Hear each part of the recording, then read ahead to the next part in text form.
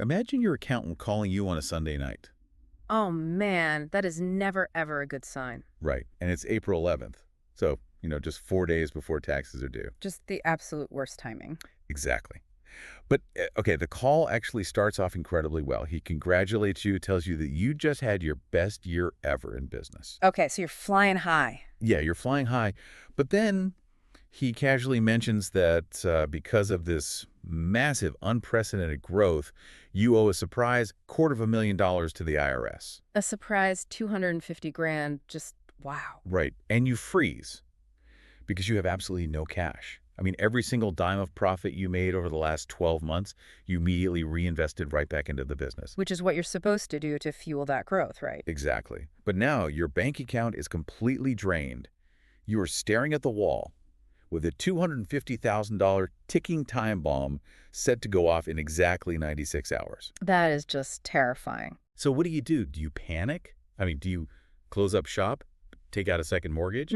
Or do you sit down at your laptop, type a few emails, and literally create the money out of thin air? I mean, it sounds like an anxiety dream, right? It's the ultimate nightmare scenario for anyone running a business, whether it's, a massive operation or just a solo venture. Yeah. But that's not a hypothetical. That is the exact terrifying reality that author and entrepreneur Ryan Deiss actually faced. Right. And honestly, the way he survived that moment completely altered his understanding of business survival.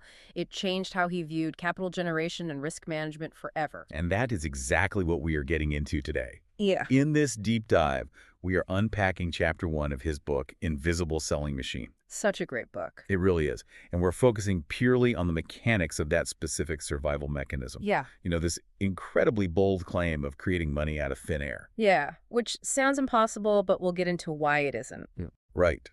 Our mission today is to show you how shifting your focus from active manual selling to an automated systematic communication strategy can fundamentally change your financial reality. Because we really need to strip away this myth that you need natural charisma to succeed. Oh, absolutely. Or some innate sales talent, right? Yeah. Instead, we're looking at how a mechanical, predictable system is actually the ultimate safety net. Yeah, it's all about the mechanics. So we are pulling this straight from the source material. We're extracting the exact strategies Deiss used, breaking down the psychology and the technology that makes it work.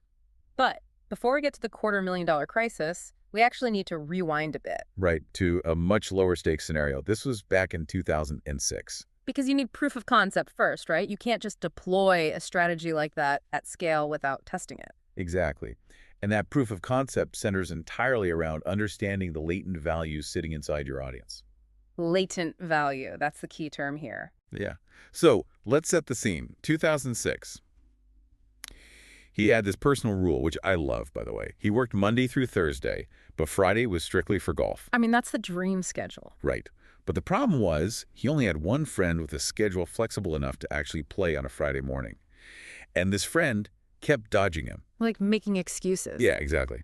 Finally, the buddy confesses that he simply cannot afford a set of golf clubs. Ah, okay.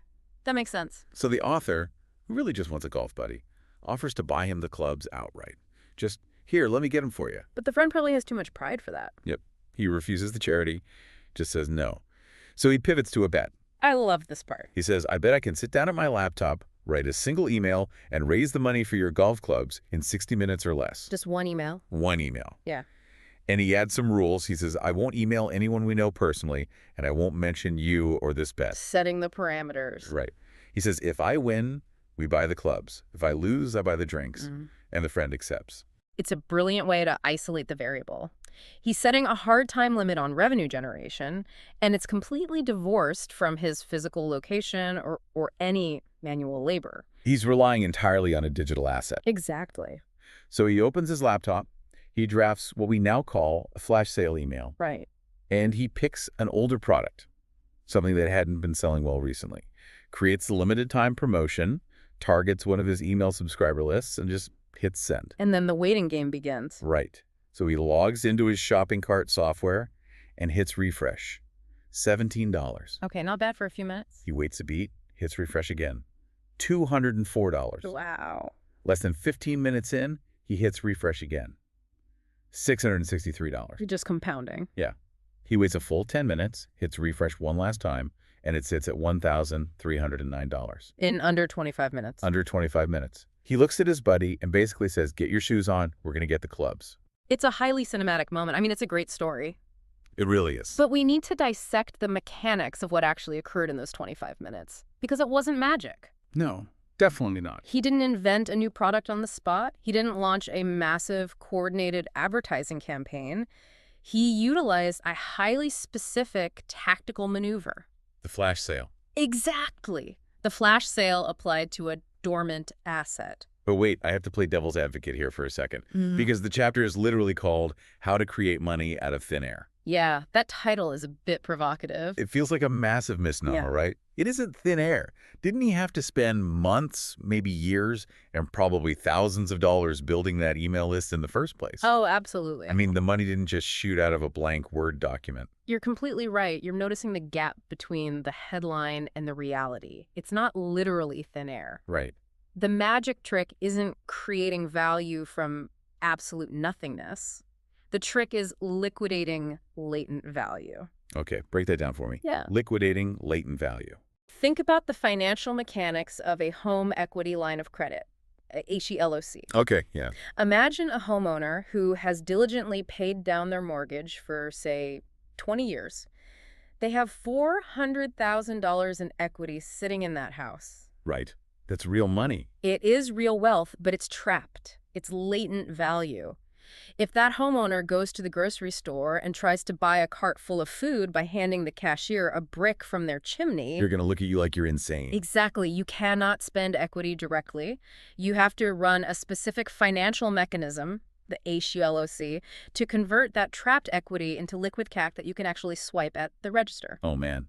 That perfectly explains the email list. The list is the house. Precisely. Building an email list, gathering a roster of past clients, or accumulating an engaged following on social media, that takes immense effort. Yeah, it's a lot of work. It requires providing value, running lead generation campaigns, building trust over time.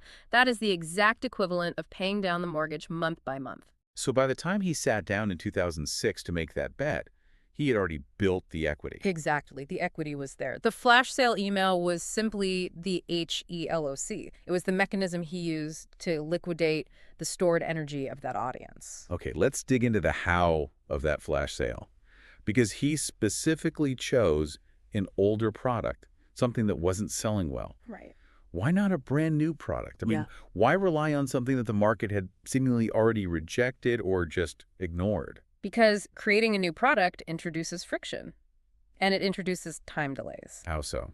Well, a new product requires new sales copy, new delivery systems, new market testing. An older product already has all that infrastructure built. Okay, that makes sense. It's ready to go. Right, and the reason it wasn't selling wasn't necessarily because it was a bad product. It was likely just suffering from fatigue. Fatigue, like the audience was just bored of it. Yeah, the audience had seen it sitting there at its standard price, and they just felt no urgency to act. There was no reason to buy it today instead of tomorrow. Urgency. Exactly. The flash sale injects two critical psychological triggers into a dormant asset: novelty and scarcity. Novelty and scarcity. By slashing the price for a highly limited window, say 48 hours, you are forcing the audience to make a binary decision right now. You're either in or you're out. Exactly. You are changing the context of the offer without having to change the actual product itself. That's fascinating. So the practical takeaway for you listening isn't just, go build an email list. Right. It's a fundamental shift in how you view your past inventory, whether that inventory is physical products in a warehouse, digital courses, or even just hours of consulting time. Yes, your existing assets, even the ones collecting dust, have immense value, but only if you have a direct line of communication to an audience that trusts you. So you don't always need to go out and acquire a completely new customer to generate revenue. No, not at all. You just need to present an existing asset to your existing audience through a new, urgent lens. That shift from constant customer acquisition to optimized customer monetization, I mean, that's where businesses either thrive or die, isn't it? It really is. The golf club bet proves that a single well-crafted communication to an existing audience yields a higher return per minute of effort than almost any other activity you can do in business. It's the most efficient extraction of capital possible. Absolutely. Which brings us directly back to the nightmare scenario. Yeah. Because, the golf bet was fun. Yeah, it was just a game between friends. Right. It was low stakes. But fast forward a few years, and he is no longer playing games. He is facing that $250,000 tax crisis. And this exposes a really dangerous illusion in the business world. What's that? The illusion of growth. Oh, wow. Yeah. The gap between profit on a profit and loss statement and actual liquid cash flow, that gap is where thousands of businesses go bankrupt every single year. We mentioned it in the hook, but let's look at the psychology of that Sunday night call again. He felt unbeatable, right? Yeah, he thought he was on top of the world. He just had his best year ever. He was expanding. But he hadn't paid quarterly estimated taxes, and he had reinvested all his cash back into the company. Which is such a common trap. Why is that, though? If a business is making money, how can it be completely broke? I think a lot of people struggle to understand that. Because growth consumes cash. It's hungry. Okay, explain that. When you are scaling, you're hiring new people, you're increasing your advertising spend, you're upgrading your software, or maybe you're buying more physical inventory. Right, you're putting money out to get more back later. Exactly. The revenue comes in, but before it can settle into the bank account as reserves, it is immediately deployed to capture the next tier of growth. Ah, so it never just sits there. Right. So on paper, at the end of the year, the accountant tallies up the revenue, subtracts the deductible expenses, and says, "Congratulations, you generated massive profit." But that profit isn't in a checking account. No. It is tied up in the new hires, the new servers, the expanded warehouse space. And here's the kicker. The IRS does not accept warehouse space as payment. No, they certainly do not. They want cash. They require liquid currency. It's a terrifying realization. You run faster and faster on the treadmill. The metrics look incredible. Yeah. But when you step off, you realize you have a massive liability and zero liquidity to cover it. It's devastating. He hangs up the phone with his accountant, and for the first time in his adult life, he completely breaks down. He's sitting in his living room next to his wife, just weeping. Because he feels like he's destroyed everything he built. Exactly. That emotional crash is the realization that his entire empire was structurally unsound. It lacked a foundational safety net. But the mechanics of how he digs himself out of this hole, it is an absolute masterclass in crisis response. It really is. And his wife's reaction is the real pivot point here. She looks at him crying, and she says, "I don't know why you're so upset. You'll figure it out. You always do." Talk about a supportive partner. Right. So he asks for 24 hours to wring his hands and mope, just giving a day to be miserable. Which is fair. But he promises that at 10 p.m. the next night, April 12th, he will go to war. And this is where the theory of the golf bet is tested under extreme existential pressure. Yes. 10 p.m. sharp, he sits at his computer. He leverages multiple businesses and multiple lists. He types furiously, and by 4 a.m., he presses send on 6 different emails. 6 emails in one night. And he wakes up the next morning to $80,000 in sales already processed. Unbelievable. By tax day, April 15th, he writes a check for the full $250,000, plus his Q-own estimated taxes for the new year. Okay, the jump from a $1,300 golf bet to a $250,000 tax rescue is monumental. It's a completely different league. It is, and it demands a much deeper look at the technical execution. Because he did not just blast one single email saying, "Please buy my stuff, I owe the IRS." Right, that wouldn't have worked. No, he sent 6 distinct emails across multiple lists. This implies a highly sophisticated segmentation and campaign structure. Okay, let's break that down. Because if I'm facing a massive financial crisis, my instinct is to grab a megaphone and yell the exact same offer at every single person I know. Sure, panic mode. Right. So why does he write 6 different emails? Because if you yell the same offer at everyone, you burn your list. You annoy people. Exactly. You alienate the people who just bought from you yesterday, and you annoy the people who have zero interest in that specific product category. So segmentation is key here. Segmentation is the architecture of the invisible machine. By this point in his career, he had multiple lists. So let's look at how he likely structured this based on the mechanics of list monetization. Okay. He would first segment by product interest. So if he has a software product, a consulting product, and an entry-level book, he cannot send the same offer to all 3 lists. Got it. So email 1 might go strictly to the people who bought the book, offering them a highly discounted upgrade to the software. Exactly. You match the contextual offer to the specific behavioral history of the user. Okay, that makes sense. And then you have to consider the pacing of the campaign itself. To generate $250,000 in 3 days, he is running a compressed launch cycle. So it's not just 1 email per list. No. The first email to a segment might be the shock offer. The shock offer. Yeah, an unprecedented discount on a premium bundle that is only available for 72 hours. Okay, and what are the other emails doing? If he sends 6 emails by 4 a.m., are they all just blasting out at once? No, he is queuing them up in his autoresponder software to deploy sequentially over the next 3 days. Okay. He's scheduling them. Right. The first email sets the hook and the deadline. The second email, which is queued for the next morning, provides the logical argument. The logic. Like what? Like a deep dive into the features and benefits of the bundle, perhaps answering frequently asked questions. Okay, so the first is emotional urgency, and the second is logical justification. Precisely. You hit the emotion first, then you back it up with logic. Then, the third email might focus entirely on social proof. Like case studies. Case studies, testimonials from people who have used the product successfully. People want to know it works for others. Right. And then what? Then, as you approach the 72-hour deadline, the frequency increases. Scarcity kicks in. Exactly. Email 4 is the 24-hour warning. Email 5 is the morning of the final day. And email 6 is the final hour. Hard close. Wow. So he sat there until 4 a.m. writing the entire narrative arc of a multi-day sales campaign. Yes. Tailoring it for different segments of his audience and programming the software to execute it while he slept. That's the brilliance of it. That completely reframes the $80,000 he woke up to. It wasn't magic. It wasn't magic at all. It was a result of the shopping cart software and the email servers executing the instructions he manually coded into them overnight. The system handled the transactions, the receipt generation, the product delivery, all without him having to touch a single credit card. It proves that systems do not just scale your income during periods of aggressive growth, they scale your resilience during periods of extreme crisis. Man, that is powerful. Which forces a really uncomfortable question for anyone listening. It really does. Look at your own career, your consulting gig or your brick and mortar store. If you faced a sudden massive liability tomorrow, a lawsuit, a medical emergency, a supply chain collapse, do you have a mechanism to generate immediate cash flow? Most people don't. Or are you entirely dependent on the slow, unpredictable churn of day-to-day pedestrian traffic or inbound inquiries? If your revenue drops to zero the moment your physical doors close or your primary advertising channel gets shut down, you are walking a tightrope without a net.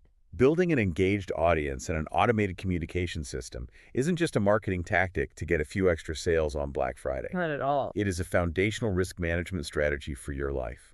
It's the emergency lever that keeps you from losing your house when the unexpected happens. And the psychological shift that occurs when you realize you have that lever is massive.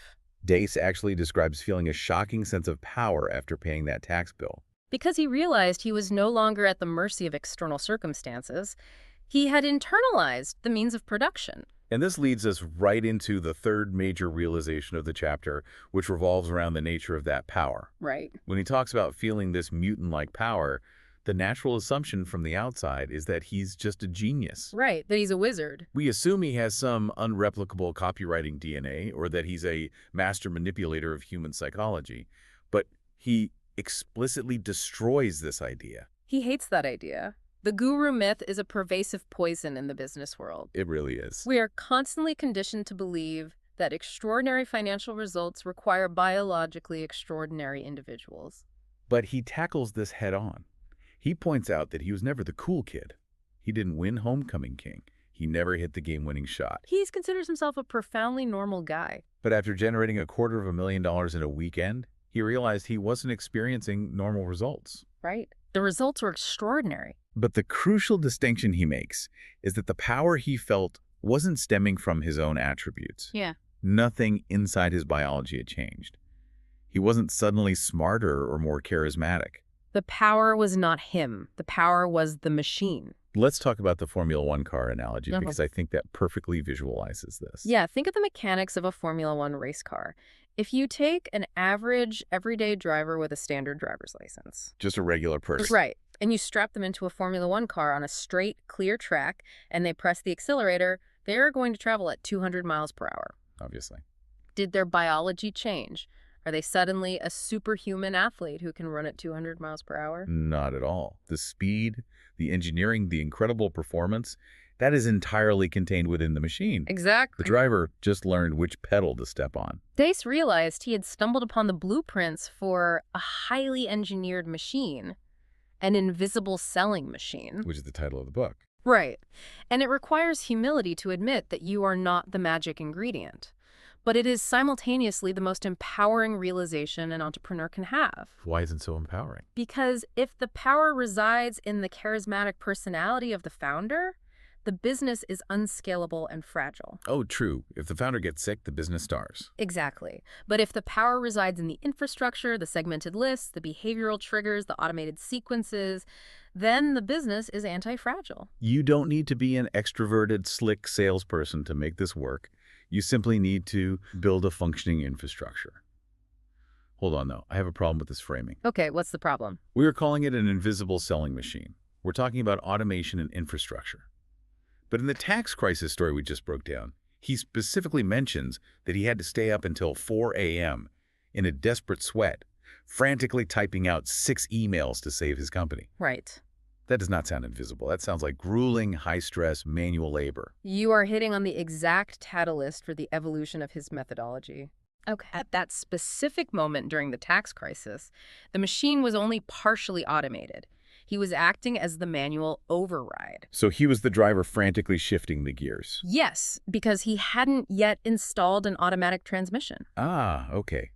So the foundation was mechanical, but the deployment was entirely manual. Precisely. The infrastructure, the shopping carts, the email servers, the established trust with the audience, that was the machine. Right. But his major takeaway from the trauma of that 4 a.m. panic was that relying on his own physical capacity to stay up all night typing was a fatal flaw in the system. Yeah, what if he had been in the hospital? Or what if he was on a plane without Wi-Fi? Exactly. The true evolution of the invisible selling machine was taking those emergency campaigns and transforming them into evergreen automated sequences. Sequences that trigger based on subscriber behavior, not based on the owner's panic. Yes, that's the leap from a manual newsletter to an invisible machine. Let's explore how that behavioral triggering actually works. Because how does a system know what to send without the owner pushing the button? It relies on conditional logic programmed into the email software. Conditional logic, like if-then statements. Exactly. Instead of broadcasting a message to a massive list on a specific Tuesday, the machine operates on an individualized timeline for every single subscriber. So everyone's experiencing it differently. Right. Imagine a new potential customer downloads a free guide from your website. That action triggers Sequence A. Okay, what happens in Sequence A? Sequence A delivers the guide, introduces your brand, and over the next 5 days, automatically sends educational content that naturally leads to a pitch for your core product.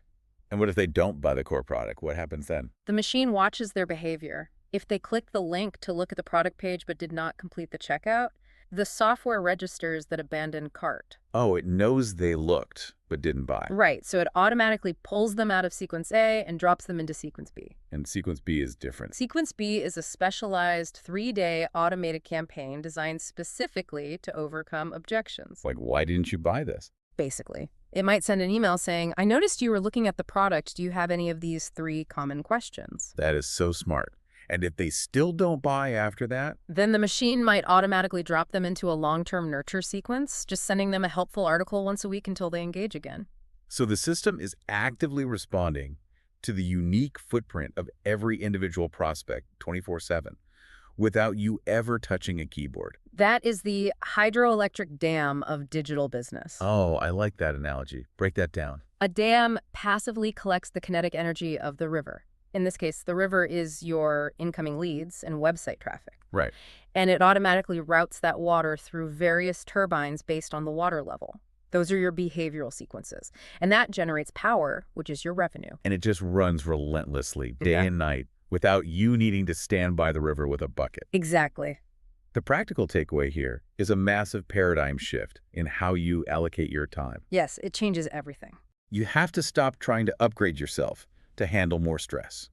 Stop glorifying the hustle of working 18-hour days and manually selling your way out of every cash flow dip. It's just not sustainable. It isn't. The goal is to spend your energy upgrading your systems to handle the heavy lifting. You want to build a machine that sells for you when you are at your absolute worst. So you don't have to be at your absolute best just to survive. Exactly. It separates your time from your income. When the system is built, the selling becomes truly invisible to the creator. It happens while you're sleeping or while you're on vacation. Or while you're focusing on high-level strategic growth instead of just putting out daily fires. Right. So let's tie all these threads together because the architecture of this chapter really is brilliant. It's structured so well. We started with the concept of latent value, which was proved by a low-stakes golf bet. Right. The proof of concept. Then we escalated to a life-threatening $250,000 tax crisis, which proved that paper profit means nothing if you don't have a mechanical lever to generate liquid cash on demand. Liquid cash is oxygen. And we arrived at the ultimate realization that the power to generate this capital resides in the automated infrastructure you build, not in your own personal charisma or your ability to type at 4 a.m. Which is such a relief, honestly. It really is. What would you say is the singular, memorable insight that encapsulates all of this? The main insight is that true financial security is an illusion if it is solely based on a snapshot of your current bank account balance. Because cash can vanish. Cash can vanish overnight due to a lawsuit, a market shift, or, as we saw, a tax error. True, unshakable security is possessing a reliable, responsive, and systematic mechanism that can extract value from your assets on demand. Right. The invisible selling machine is not just a clever digital marketing tactic. It is the ultimate creator of freedom and resilience. You now understand the theory, the stakes, and the deep mechanics behind this system. But, the elephant in the room is obvious here. Oh, yeah. The skepticism. You might be listening to this and thinking, sure, this works perfectly for a digital marketing guy like Ryan Deiss. He sells digital software and online courses to people who literally live on the internet. Right. But what about my business? I own a local plumbing company, Yeah. or I run a brick-and-mortar bakery. I do high-level corporate consulting. My niche is too boring, too weird, or too physical for email automation to work.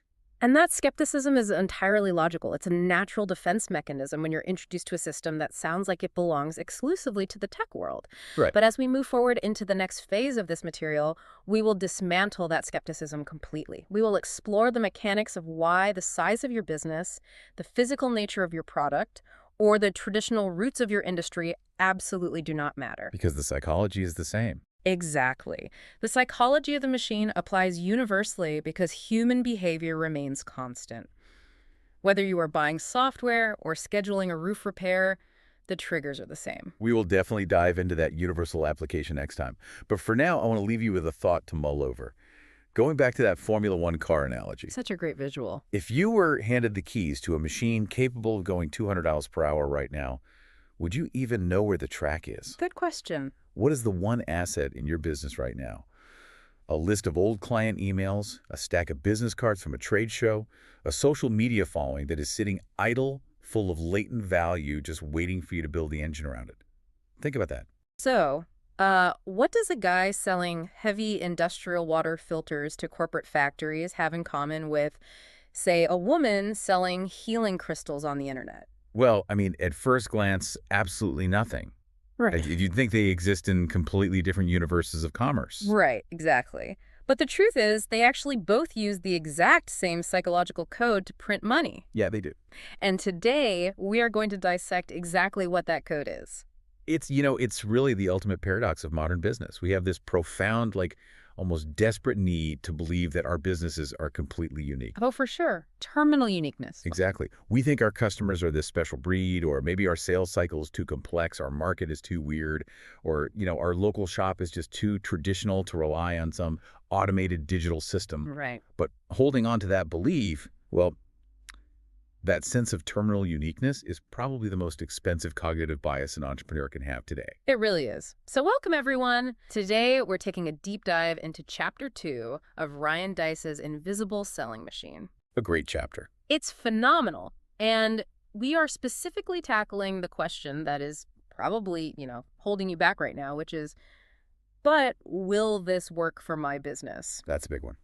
Over the course of this conversation, we're going to break down why this system completely ignores industry boundaries, physical locations, and traditional business models. Yeah, you're going to see why mastering this core concept is just the prerequisite for anyone selling literally anything today. Because if you're sitting there right now thinking, I already send a weekly MailChimp newsletter, so I get it. Well, prepare to have your paradigm shifted. Big time. Because we aren't talking about blasting newsletters. We are talking about building a behavioral communication architecture. And that distinction is everything. Yeah. A newsletter is a monologue, right? What we're exploring today is a dynamic, automated dialogue. Right. But before we can even, we really have to clear the foundation. We have to address the skepticism. Because the most brilliant behavioral marketing mechanics in the world are completely useless if you are fundamentally convinced that your specific audience just won't respond to them. Exactly. So let's start by dismantling the biggest roadblock. We can call it the exception myth. The exception myth, I like that. Yeah, it's this idea that the business world is neatly divided into these rigid, impenetrable categories, like B2B versus B2C, online versus offline, massive enterprise versus, solopreneur. Right. And the core concept from the source material is that the invisible selling machine simply does not care about those categories. Not at all. It doesn't matter if you're a multi-billion-dollar enterprise or an enterprise of one. The absolute only requirement for success with this system is that you have a way to communicate with your customers, your prospects, and your leads via email. And what's fascinating about that criteria is just how simple it is, and yet how incredibly resistant people are to accepting it. Why do you think that is? Well, think about how we've structured commerce over the last 50 years. I mean, we've spent decades building up these massive artificial walls between different types of businesses. Oh, that's true. If you're in B2B software, you go to a specific conference in Las Vegas, Right. where you use specific jargon and you read specific journals. Yeah, and if you're in local brick and mortar retail, you go to a completely different conference. You use different metrics. You read totally different magazines. Precisely. You're taught that you speak an entirely different language than the guy selling software. Right. So when a framework comes along and says, actually, none of those structural distinctions matter, it feels wrong. It feels like an amateur oversimplification. Yeah, exactly. The veteran sales director at a logistics firm thinks, well, you can't sell a $2 million supply chain contract the same way you sell a $20 ebook. And they are right, in a superficial sense. Right. The copy will be different, the length of the sequence will be different, but the underlying architecture is not an oversimplification because it isn't based on the product being sold. It's based entirely on the psychology of the human being making the purchase decision. Exactly. Let's dig into that B2B versus B2C divide for a second, because I feel like that is where I see people get the most tripped up. Oh, absolutely. Because the assumption is that a B2C customer, a normal consumer, buys on emotion. Like they want a new pair of shoes to feel confident, or they buy a gadget because it looks fun. It's an impulse. Right. But the assumption for B2B is that it's purely logical. The corporate buyer is, sitting in a boardroom with a spreadsheet, analyzing return on investment and depreciation schedules. Right. People think they don't have emotions. Yeah. They just have budgets. Yeah. So how can a single behavioral machine cater to both? Well, it caters to both because the premise that B2B buyers are emotionless robots is just completely false. Okay. I mean, a B2B buyer doesn't check their humanity at the door when they swipe their key card at the office. Yeah.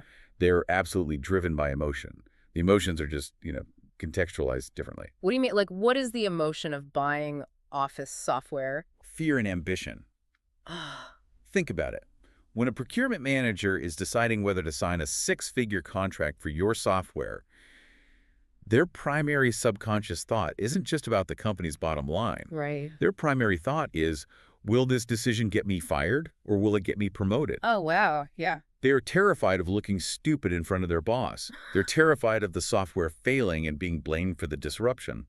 Or, alternatively, they desire the prestige of bringing in a massive win for the company. Okay, that makes total sense. So the stakes are actually highly personal. Extremely personal. The spreadsheet and the ROI calculations are just the logical justifications they use to soothe their emotional fear. Right, they need the math to cover their own backs. Exactly. So when you design an automated email sequence for that B2B buyer, the machine is still targeting those intrinsic human drivers. Okay. You're sending case studies not just to show the math, but to say, look at these other managers who made this choice and look how safe and successful they are. You are mitigating risk. You are building trust. And the B2C buyer has the exact same intrinsic motivations, just applied to a different context. Exactly. The B2C buyer might be driven by the fear of missing out on a trend, or the desire to feel physically healthier. Right.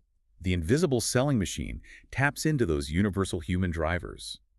It recognizes that whether you're trying to sell industrial machinery or, like, a pair of socks, your fundamental objective is identical. You are trying to move a human being from a state of mild, distracted interest to a state of committed, confident action. Yes. So if you're listening to this and you've ever got yourself saying, well, I can't use advanced marketing automation because my sales cycle is 6 months long and requires board approval. Or, I can't use this because I just sell custom cakes in a small town. Right. You have to recognize that you are focusing on the wrong variable. You are focusing on the what instead of the who. If you have a way to collect an email address, you have the delivery system. And once you accept that, you stop looking for reasons why your business is the exception.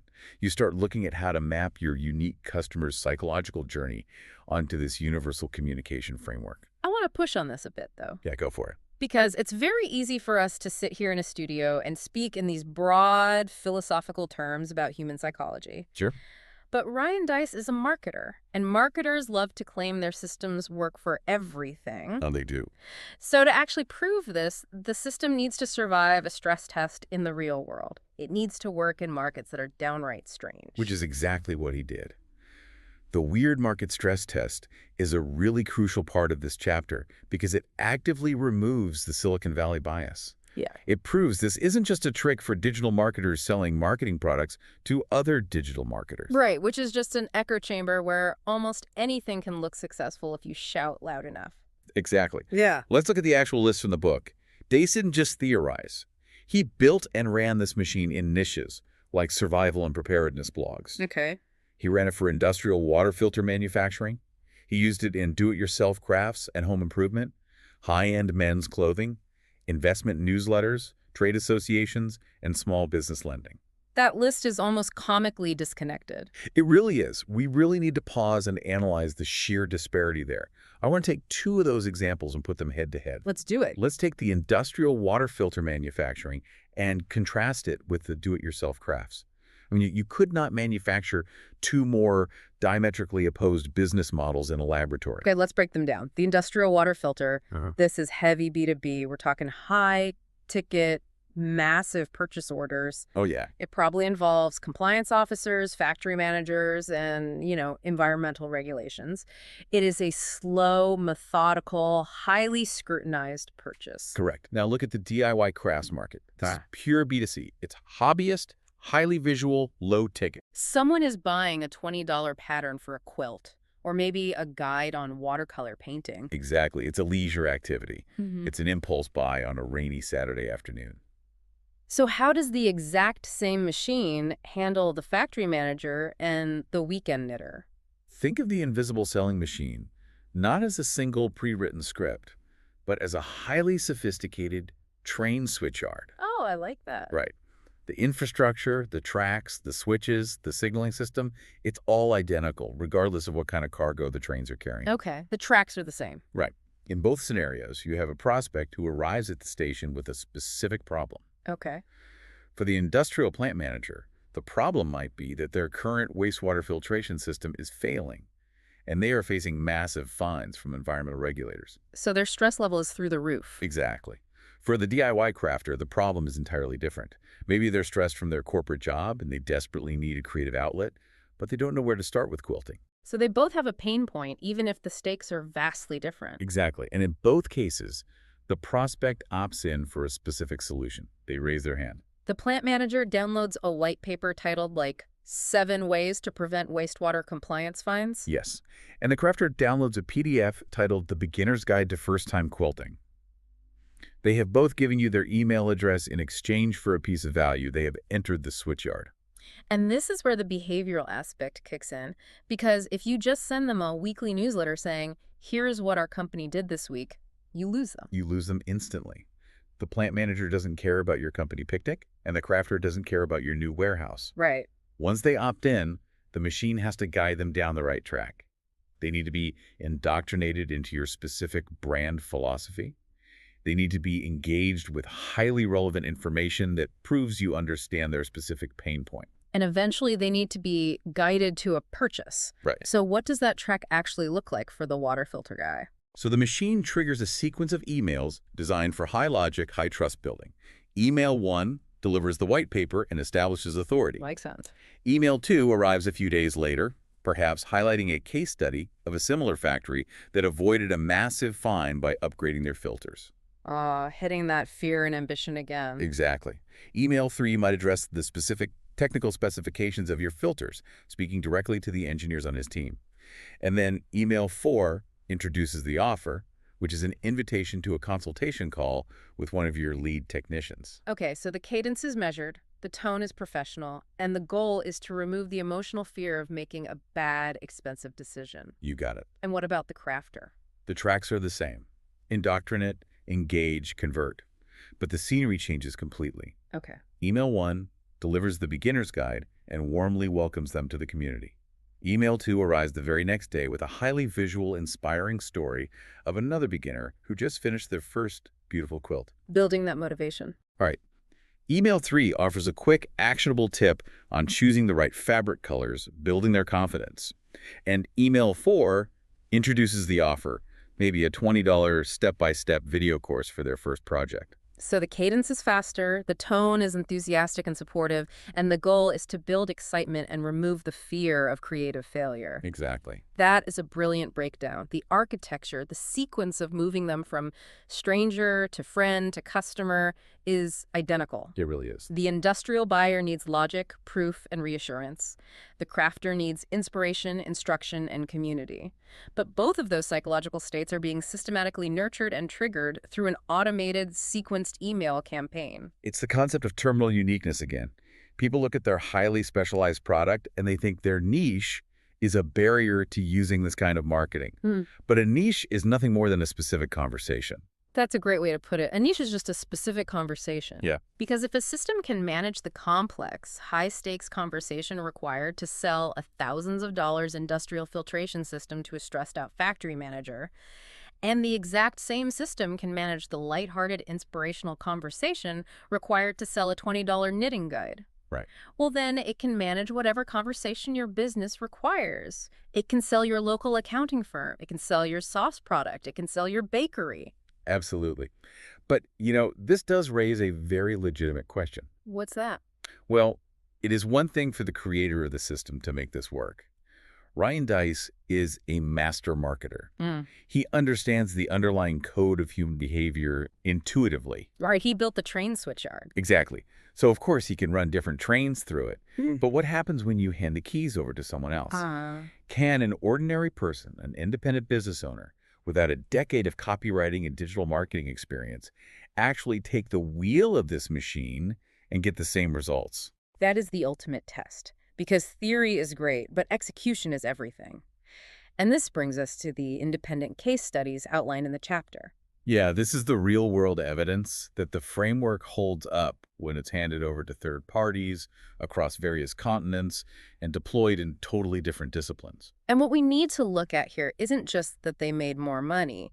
We need to look at the variety of the outcomes the machine produced. It doesn't just produce one generic type of success. Right. The machine bends to the specific goal of the business. Okay, let's start with Gene Cote.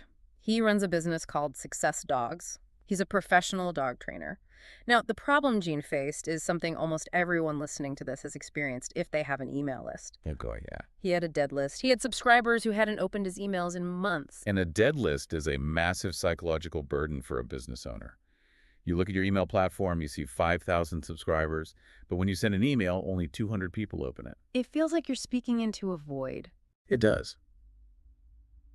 And most people either just keep blasting the dead list hoping something changes, or they give up entirely. Why do lists go dead in the first place? Because the business owner was treating their list like a broadcasting channel instead of a behavioral switchyard. Okay. They were sending the exact same generic newsletter to the person who bought a puppy training course 3 years ago and the person who just signed up yesterday looking for help with an aggressive rescue dog.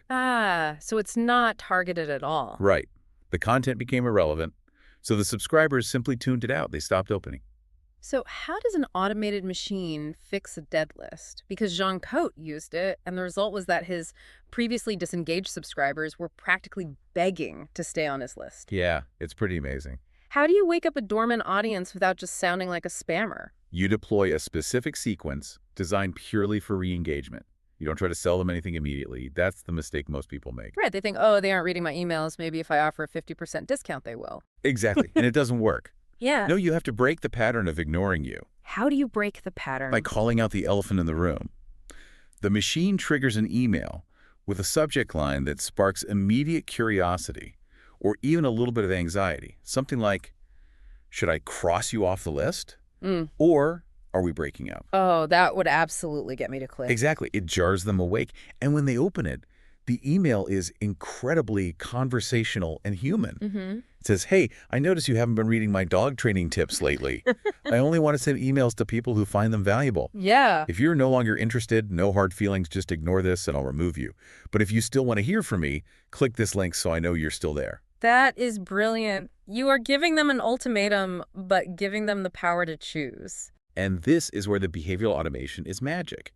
If they click the link, the machine instantly tags them as re-engaged, moves them back to the active list, and perhaps triggers a special welcome back sequence, delivering a highly valuable piece of free content to remind them why they like you in the first place. That's so smart. And what if they don't click it?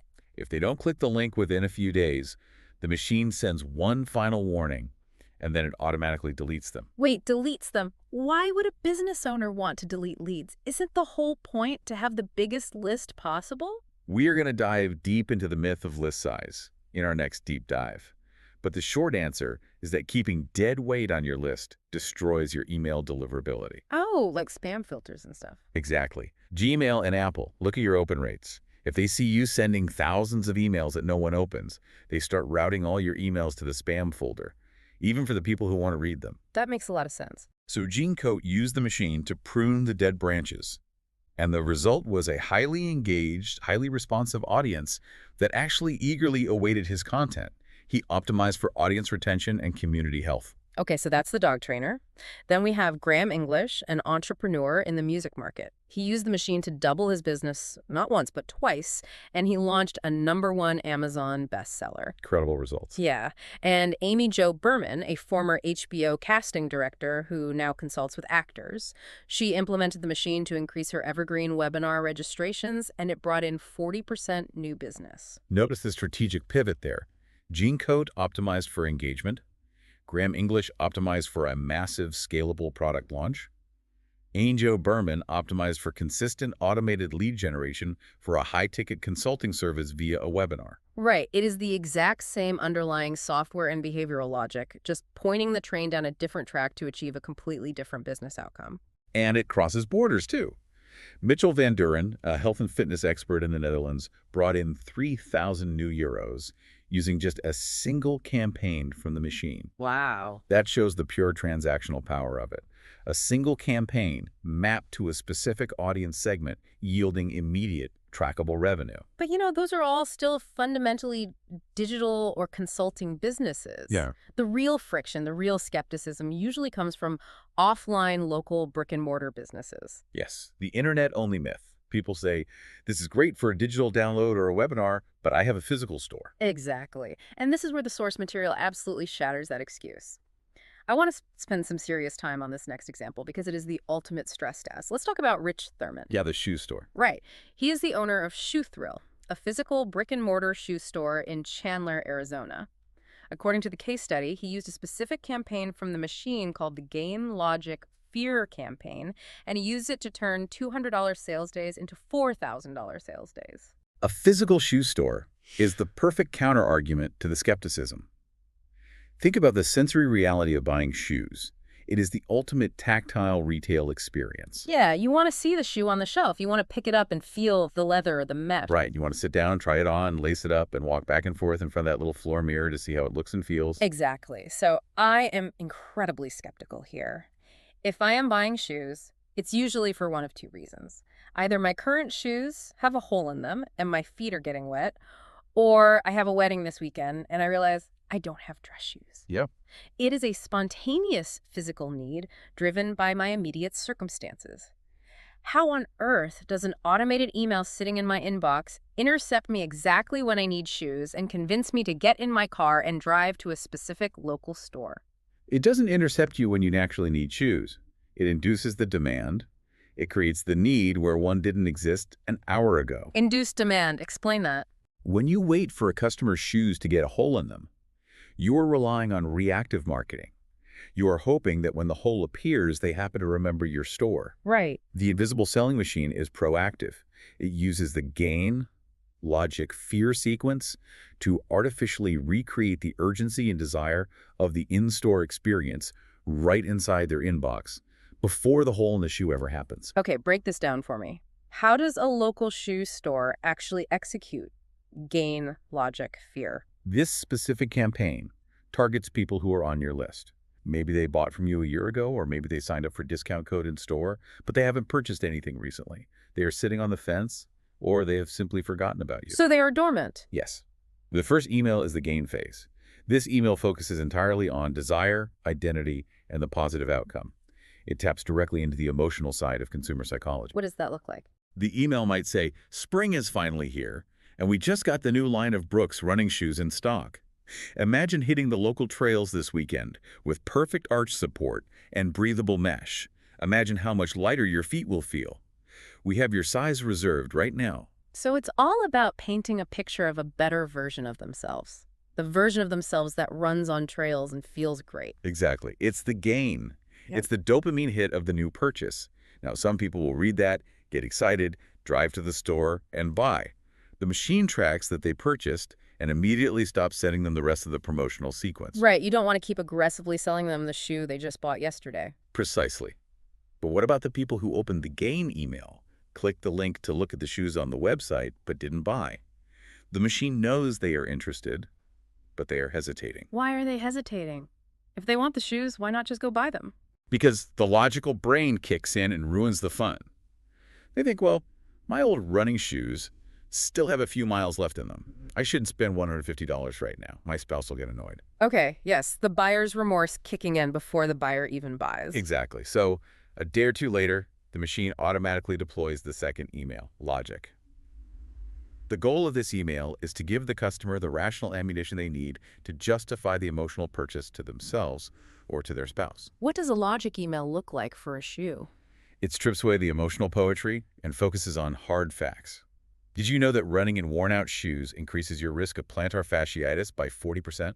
Ouch. Right. The new Brooks line uses a patented foam that lasts twice as long as the industry standard. Yes, they are an investment, but they are built to last, meaning you won't have to buy another pair for 2 years. Plus, if you buy them this week, you get our free lifetime in-store fitting adjustments. Oh, wow. So you are taking away their excuse. You are making it sound like it's actually financially irresponsible not to buy the shoes. Exactly. You are soothing their logical objections.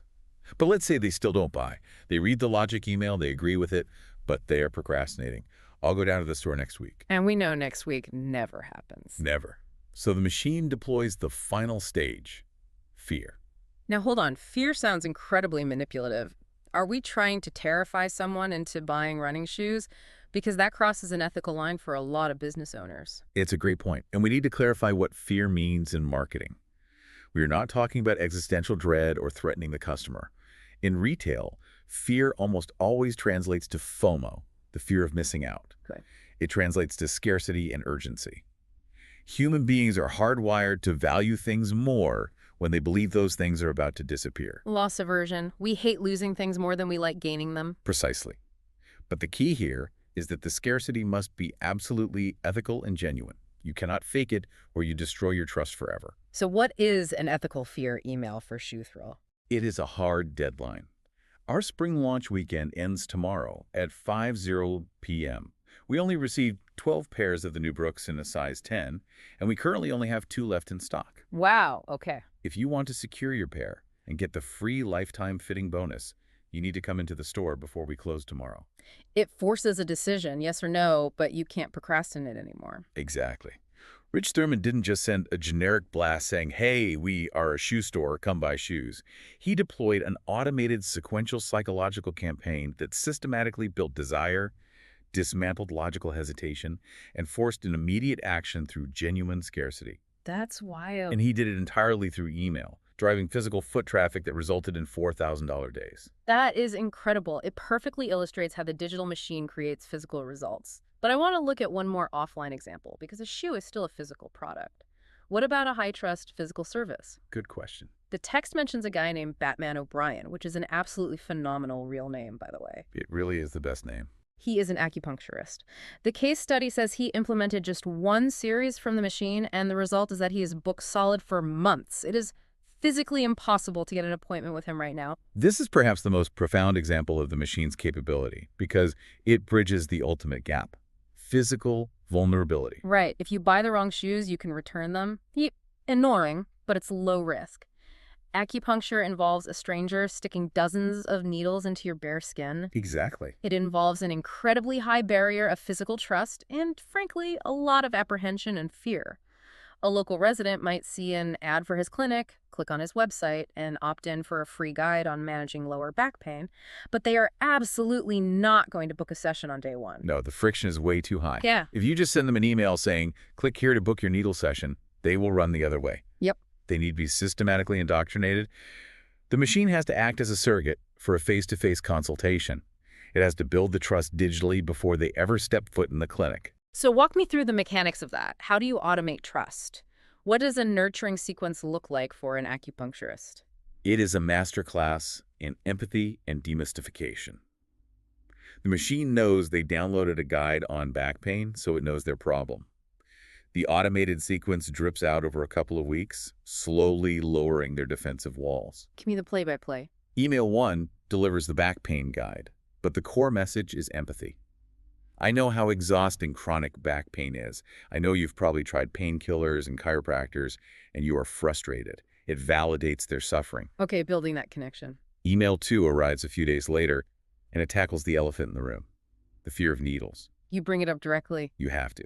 If you ignore their primary fear, they will never trust you. The email demystifies the process. It explains that acupuncture needles are as thin as a human hair. Oh, that makes it sound a lot less scary. Right. It might include a close-up photo comparing a terrifying hypodermic needle to a tiny acupuncture needle. It shifts their perspective from fear to curiosity. That makes sense. You disarm the objection before they even verbalize it. What's next? Email 3 brings in social proof. The machine sends a video testimonial of a patient who was absolutely terrified of needles, but whose back pain was so completely cured that they actually look forward to the sessions now. So you're letting someone else do the convincing for you. Exactly. Email 4 explains the actual science, talking about nerve pathways, endorphin release, and blood flow. It appeals to the logical brain that needs to know this isn't just magic, it is biology. So by the time you actually ask them to book an appointment, they're ready. By the time email 5 arrives with the invitation to book a consultation, they feel like they already know Batman O'Brien. They understand the science, their fear of pain has been mitigated by the comparison, and they have seen someone else succeed. That's powerful. The machine has nurtured that local lead in the background 24/7 tirelessly until their level of trust finally exceeds their level of hesitation, and then they pick up the phone. Which is why his calendar is full for months. He isn't spending hours on the phone trying to convince skeptical people. The machine is doing the heavy lifting of trust building invisibly, leaving him free to actually just treat patients. It is the ultimate filtering and education system. It ensures that by the time someone walks into his clinic, they're already sold on his methodology. So if you're listening to this, what is your practical takeaway from these case studies? It is that you must ruthlessly define what success looks like for your specific business model. The machine does not dictate your goal. You dictate your goal to the machine. Yes, exactly. Is your goal a fully booked calendar of qualified consultation calls? Is it a massive daily sales spike to clear out excess seasonal inventory? Is it a surge in webinar registrations for a new digital course? Or is it simply waking up a dormant audience so you can build a community? Right. Once you define that specific target, you construct the sequence, indoctrinate, engage, convert, and point the machine directly at it. The underlying psychology of human decision-making is the constant. The variables you control are the timing, the sequence, and the specific words you use. And to really drive home how inescapable this logic is, we don't just have to rely on a handful of deep dive case studies. We just need to look at the sheer volume of industries that have successfully applied it. This brings us to the fourth major concept, the endless breadth of applicability. This is where we look at the macro data.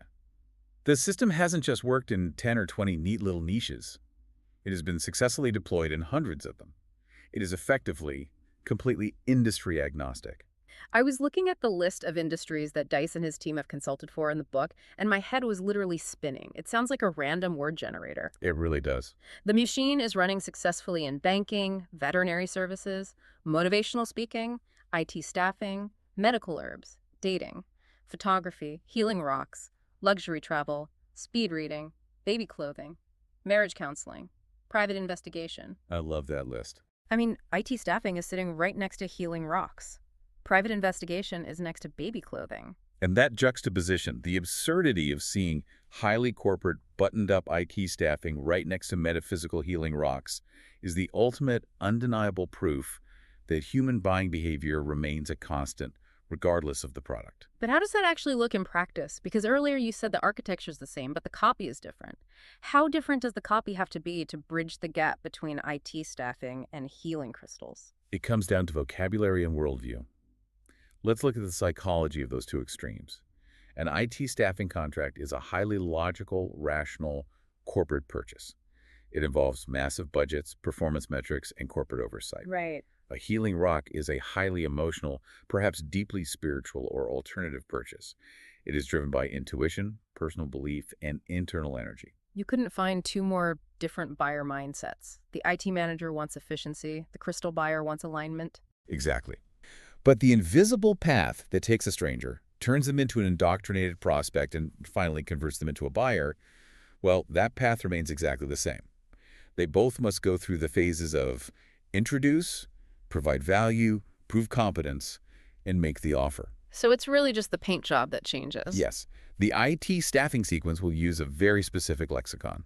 The emails will use words like ROI, operational efficiency, synergy, mitigating downtime, and scalability. The tone is authoritative and data-driven. Okay, and the rocks? The healing rock sequence will use an entirely different lexicon. The emails will use words like alignment, energy clearing, chakra balance, vibrational frequency, and intention. The tone is empathetic, spiritual, and inward-focused. But underneath the vocabulary, they are doing the exact same mechanical work. The IT email that talks about mitigating downtime is doing the exact same psychological job as the crystal email that talks about clearing negative energy. They are both identifying a pain point and offering a solution to ease the buyer's anxiety. Precisely.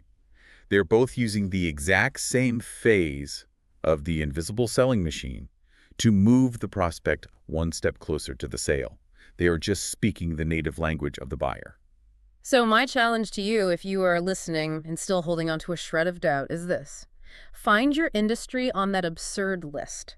Or, if it is somehow not on there, find the one that is closest to it in terms of buyer psychology. Right. Are you an executive life coach? Look at marriage counseling. It's all about relationship dynamics and personal growth. Are you an enterprise software developer? Look at IP staffing. It's all about corporate efficiency. Exactly. Are you a local mechanic? Look at veterinary services.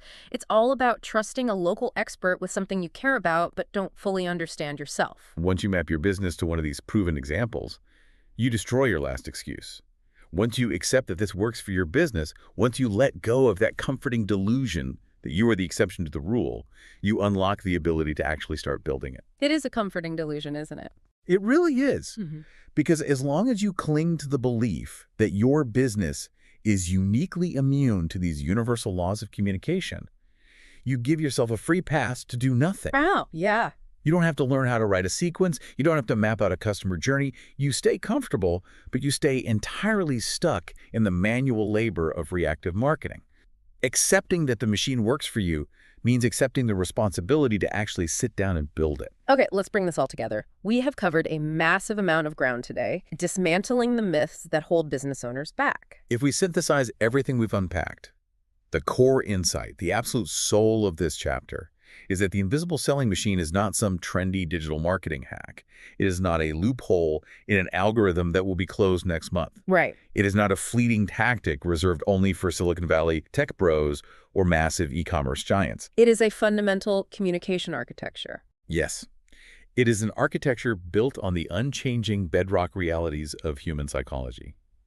As long as your business involves communicating with human beings, and as long as those human beings have an email inbox, this system is uniquely qualified to work for you. It's just that universal. It scales from the Fortune 500 boardroom to the local shoe store, from the industrial factory to the acupuncturist's table, because human nature scales.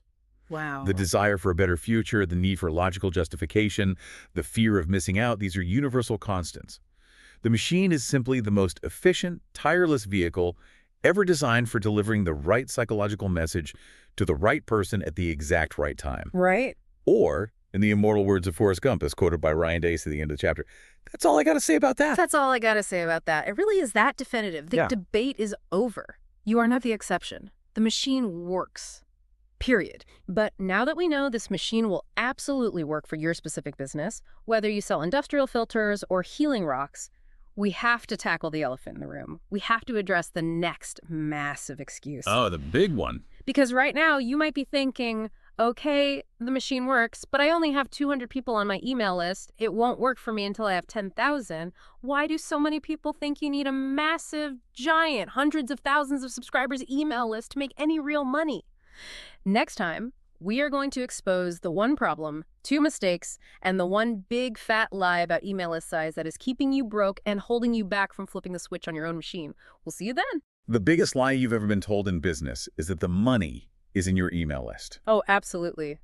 It is, it's probably the single most destructive piece of conventional wisdom floating around the marketing world today. I mean, the tension it creates is just palpable if you actually look at the raw data. Right now, the average person is receiving, 147 emails a day? Yeah, that sounds about right. It's overwhelming. Right. And despite that overwhelming avalanche of daily noise, 56% of businesses are actively planning to send even more emails this year. We are completely drowning in cyberspace clutter, yet, and this is the crazy part, email remains the ultimate invisible salesman. But only if you stop falling for the industry lies and correct two catastrophic foundational mistakes. Which is exactly why we're doing this deep dive today. If you are trying to build a business, scale in an enterprise, or just figure out why your company's marketing budget feels like a giant black hole, Yeah. this is the crux of the issue. Oh, for sure. Today, you're going to learn why the sheer size of a contact list is entirely irrelevant without a designated monetization process. We're going to deconstruct the specific lie that all these lead generation gurus have sold you. And we'll break down the mechanical realities of the two fatal follow-up errors almost every business makes when they finally hit that send button. Which happens constantly. Right. And mastering this completely shifts email marketing from a terrifying chore of bothering people into an automated, highly calibrated system that actually requires you to send fewer but smarter emails. Yeah, to really grasp how broken the current system is, we need to dissect the mechanics of that 147 emails a day statistic. I mean, let's look at the cognitive load that places on a consumer. It's massive. It is. If you assume the average person sleeps for 8 hours, they're receiving roughly 9 emails every single hour of their waking life. That's not communication. That is a relentless psychological barrage. It really is. Like, think back to the early days of AOL. Oh, man. The "you've got mail" voice. Exactly. Back then, you'd hear that and you were genuinely excited. It was an event. Somebody actually reached out to you. But today, it's just a source of dread. You open your phone in the morning and there are 40 new promotional blasts waiting for you. And when the eye contact survey data reveals that over half of all businesses plan to increase their sending volume, it exposes this fundamental panic in the market. Marketers are seeing their open rates drop, their click-through rates plummet, and their revenue stall out. And their immediate panicked reaction is simply to turn up the dial. It feels like being at a crowded industry conference, right? The keynote speaker's microphone cuts out, so instead of fixing the audio system, everyone in the audience just pulls out their own megaphone and starts shouting over each other. That is a perfect analogy, yeah. If everyone is just turning up the volume, the room doesn't get more informative, it just gets deafening. But if the landscape is that saturated, why shouldn't a business just abandon email entirely? Like, why not pivot all that capital into social media algorithms or SMS marketing where the engagement might seem higher? Well, because the underlying architecture of email still possesses a unique commercial power that social algorithms just do not have. An email inbox is an owned environment. When you rely on a social media feed, you're renting space on someone else's property. Right, and they can change the rules tomorrow. Exactly. You're subject to the whims of an algorithm that can suppress your reach overnight. Email is a direct protocol. The reason businesses are so desperate to turn up the volume is because, fundamentally, email marketing still works. When executed correctly, with a solid structural process behind it, an email sequence functions precisely like a virtual salesman operating on autopilot. Yeah, working 24/7. Right, it never takes a sick day, Yeah. and it drives revenue invisibly. But you have to have the process. But a real-world salesman doesn't just walk into a crowded room, stand on a table, and scream a single offer at 50 people simultaneously. Exactly. Like That would that. be A good physical salesperson reads the room, they identify intent, they are body language, they ask probing questions, and then they deliver a tailored pitch based on the specific objections of the person standing right in front of them. What you're suggesting is that most businesses are operating their digital marketing like the guy screaming on the table. That is an incredibly accurate translation of the problem. Marketers lack the structural process to read the digital body language of their prospects. The dual body language, I like that. Because they don't have a system to identify intent or tailor the message, they just blast the entire room. They are shouting into the megaphone without having anything relevant or timely to say to the individual. They're just adding to the noise, hoping that sheer statistical probability will yield a handful of sales. And this panic, this reliance on volume over process is what drives them directly into the arms of the biggest myth in the industry. Which brings us to the paralysis of the small list. I mean, I talk to founders and marketing directors constantly who are completely immobilized by this. They look at their database, they see 500 or 1,000 subscribers, and they think, why even bother? We need 50,000 contacts before we can make any real money. Right, the let's pause everything and buy ads mindset. Exactly. Let's pause all our product development and just run lead generation ads until we have a massive audience. And that paralysis is systemic. It's the direct result of what our source material identifies as the great big lie. The lie is the exact phrase you opened with today. The money is in the list. But every digital marketing agency, every thought leader, every software vendor preaches that concept. It's treated as an undeniable law of physics in the digital economy. If it's a lie, why is it so universally accepted? Well, you have to follow the financial incentives. This myth is perpetuated primarily by agencies and platforms that peddle lead generation and list building services. Oh, of course. Right. Their entire business model relies on convincing you that your core problem is a lack of volume. If your business isn't making money, the easy answer they can tell you is, oh, you just need more leads. It shifts the blame away from a broken sales process and onto a lack of traffic. But the raw data and just the mechanics of consumer behavior prove that having a list guarantees absolutely nothing. That's just a spreadsheet. It is. A list is just a database of encrypted text strings. It guarantees nothing except the monthly hosting fees you pay to your email service provider. Let's ground this in reality, though, because it sounds great in theory, but I want to see the application. If a company raises venture capital, spends $50,000 on aggressive paid acquisition, and captures a list of, say, 200,000 highly targeted emails, you're telling me that company could still be entirely broke? Without a doubt.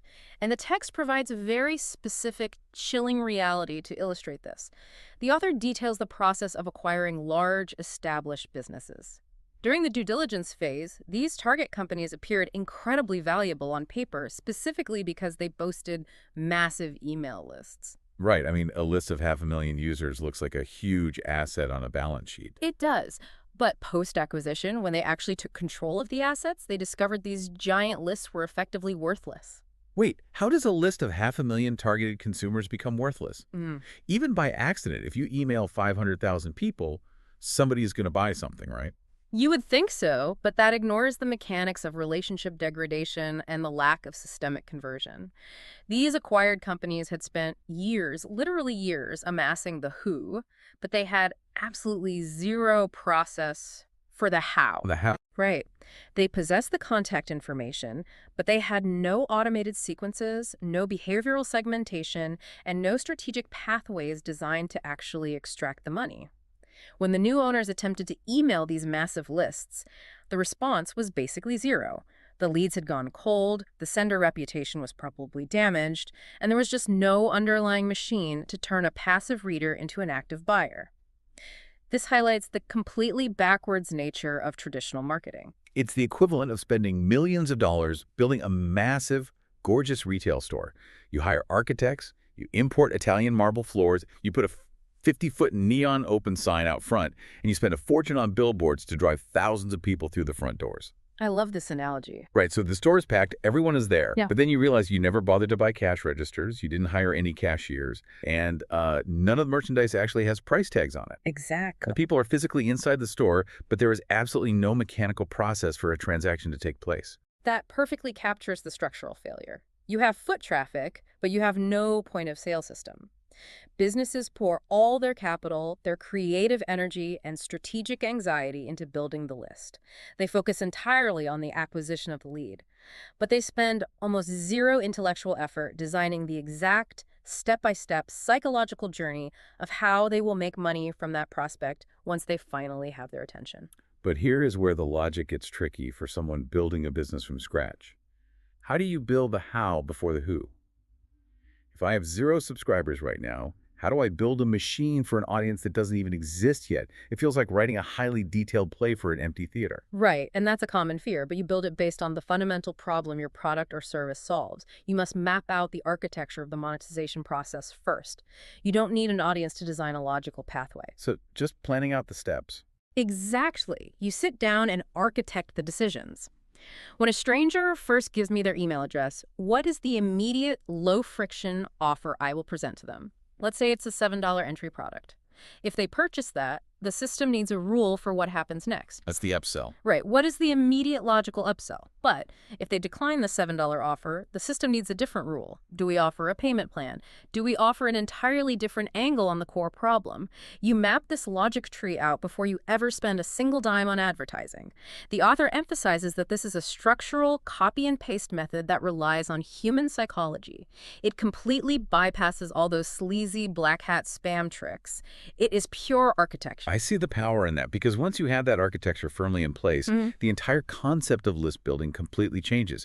It stops being this terrifying, expensive gamble. If I have the machine built and the historical data tells me that this machine extracts an average of, say, $4 from every new email address over a 30-day cycle, then spending $2 on a Facebook ad to acquire a new email isn't a risk anymore. Not at all. It's just a mathematical equation. I put $2 into the top of the machine, and $4 comes out the bottom 30 days later. You have transitioned your mindset from a gambler hoping for a lucky break to an investor operating a calibrated system. But, and this is where the source material pivots into the operational realities, even when businesses manage to build a list and have some semblance of a product, they overwhelmingly self-sabotage by committing 2 crucial, fatal errors. The 2 mistakes. Right. These are the operational mistakes that take that potential revenue and literally turn it into dead air. Let's dissect these errors because I think a lot of people are going to recognize their own behavior here. Crucial error number 1, the failure to follow up. Yeah. On its face, it sounds completely absurd. You just spend all this money, time, and creative energy getting the lead to opt in, and then you just do nothing. I know, it sounds crazy, but it is the most common and arguably the most destructive error in digital marketing.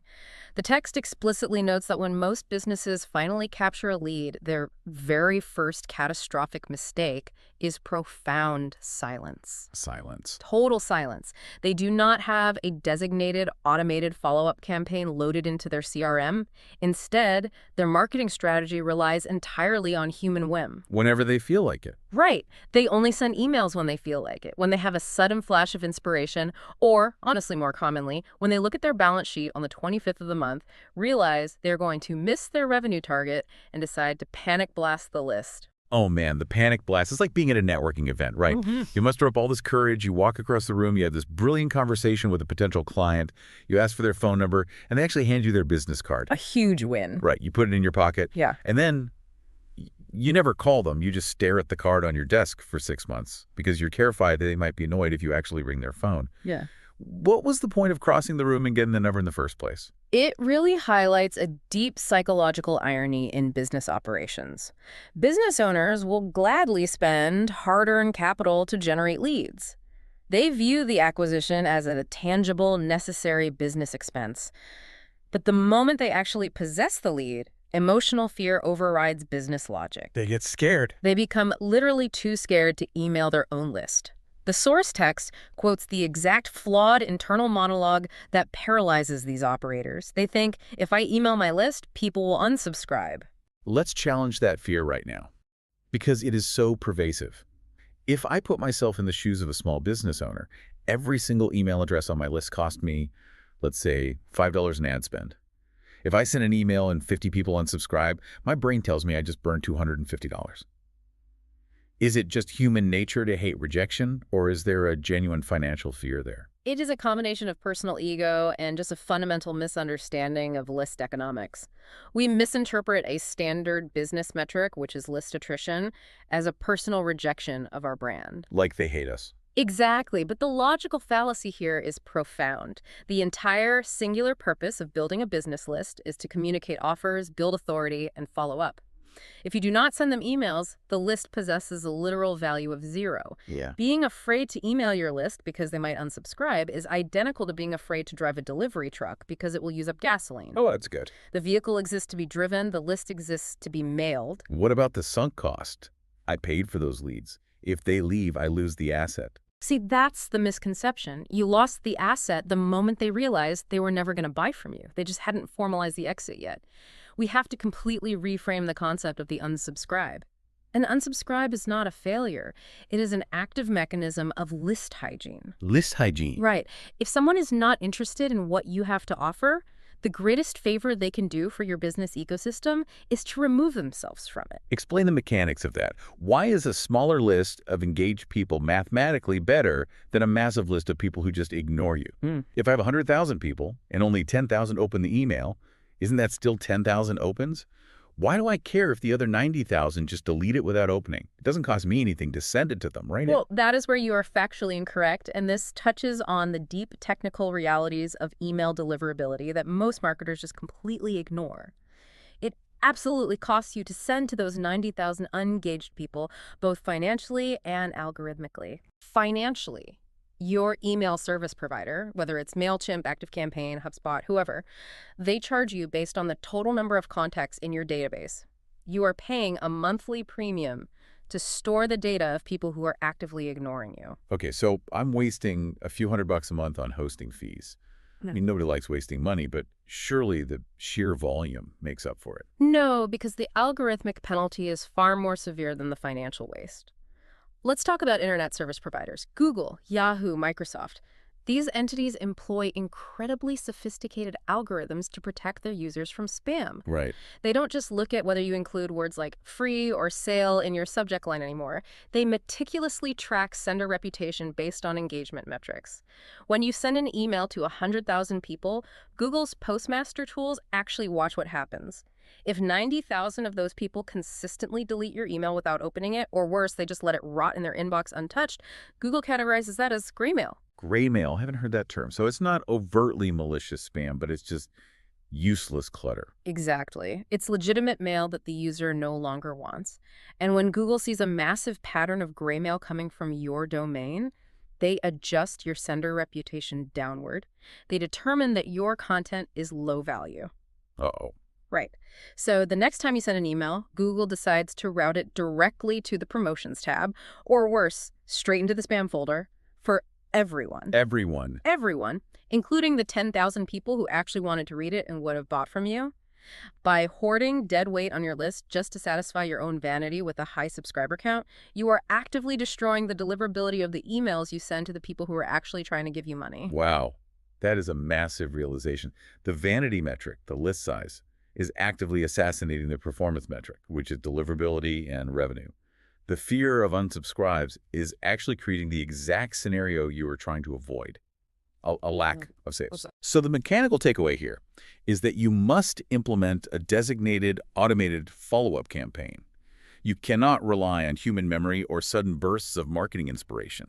The machine has to send the emails regardless of your emotional state. The system must be detached from your fear. But, as the source material points out, eventually, the business owner will muster the courage to hit the send button. They will overcome the paralysis of the first error. But the moment they do, they almost inevitably trigger crucial error number 2. And from a behavioral psychology standpoint, the second error is arguably just as damaging to the brand as the silence was. And this brings us to the one-size-fits-all blast. Yes. The second massive systemic mistake is taking a single static message and blasting it to every single email address in the database at the exact same moment. We are back to the guy standing on the table with the megaphone at the cocktail party. We are. The core expert analysis here hinges on a concept we can call the myth of subscriber equality. The fundamental, unassailable truth of database marketing is that not every subscriber on your list is created equal.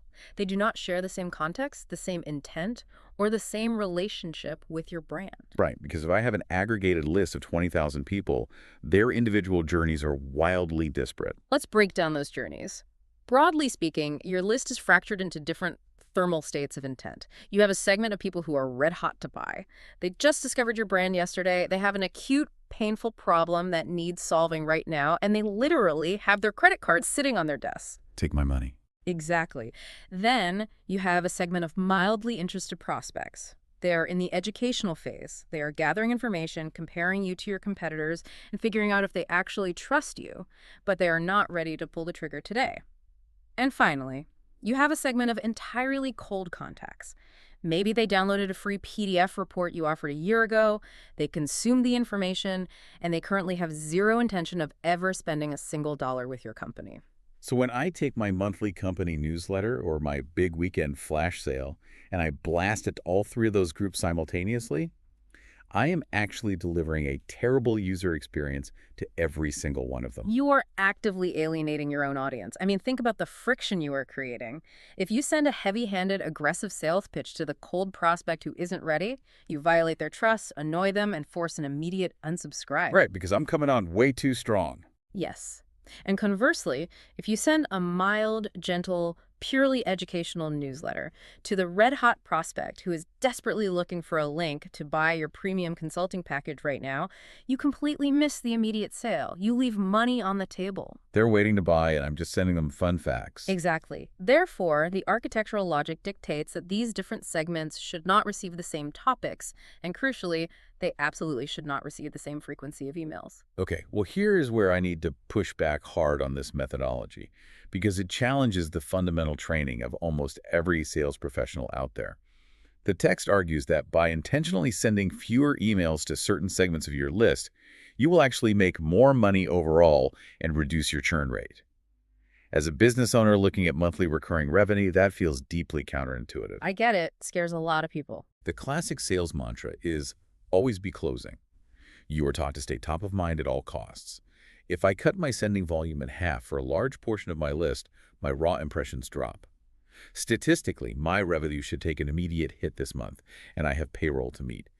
You're asking a business owner to take a guaranteed short-term loss based on a long-term theory of behavioral psychology. Explain the math to me. How does the magic of intentionally sending less volume actually generate more capital? That is the exact friction point where most marketers abandon the system, so we really need to unpack the mechanics of it thoroughly. Your argument assumes that an email list is an infinite, unbreakable resource. Right. But it isn't. An email list is a highly degradable asset with a specific burn rate. Let's look at the logical argument presented by the author, married to the algorithmic reality of email platforms we discussed earlier. The strategy is not about arbitrarily sending fewer emails overall. It's about reallocating your frequency based on behavioral triggers. Okay, tracking their behavior. Right. If a subscriber demonstrates active, high-intent behavior, for example, they click a specific link in an eval about a premium software tier, or they visit your pricing page multiple times in a week, shouldn't they receive more emails specifically about that premium software? Yes. Obviously. Oh. They've digitally raised their hand. They are signaling high intent. Exactly. When the system detects that behavior, they are automatically routed into what is called an engagement series or a hot leads sequence. You temporarily increase the frequency of highly targeted sales-driven emails to that specific individual because their intent justifies the volume. You are striking while the iron is hot. That makes total sense. But conversely, if a subscriber has completely ignored your last 10 emails about that premium software and hasn't clicked a single link in a month, why would you continue to hammer them with the exact same high-pressure pitch? Because the always be closing mindset says that maybe on the 11th email, the timing will finally be right and they will cave.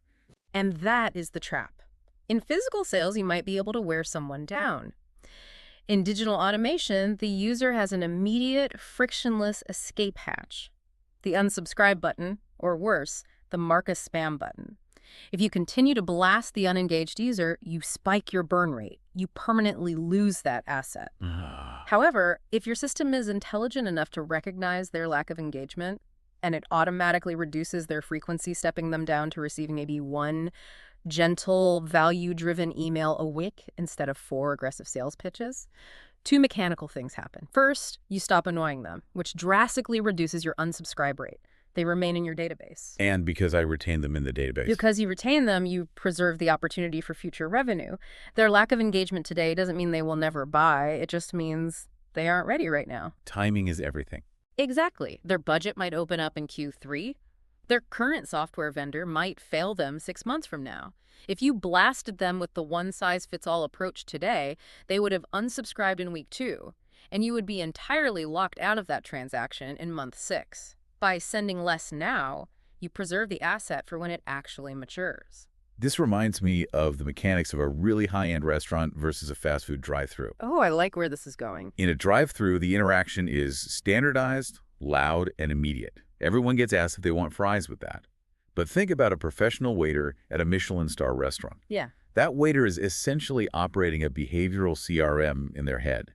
They don't walk up to the table the moment you sit down and aggressively demand to know what you want for dessert. Right, that would be terrible service. Exactly. They observe the table, they bring the appetizers, and they watch the pacing of the meal. They wait until they see the physical cues that you have finished your main course, that your wine glass is low, and only then do they gracefully present the dessert menu. The timing of the offer is entirely dictated by the behavior of the consumer. That is a brilliant translation of the digital architecture into the physical world. The waiter is using behavioral tagging.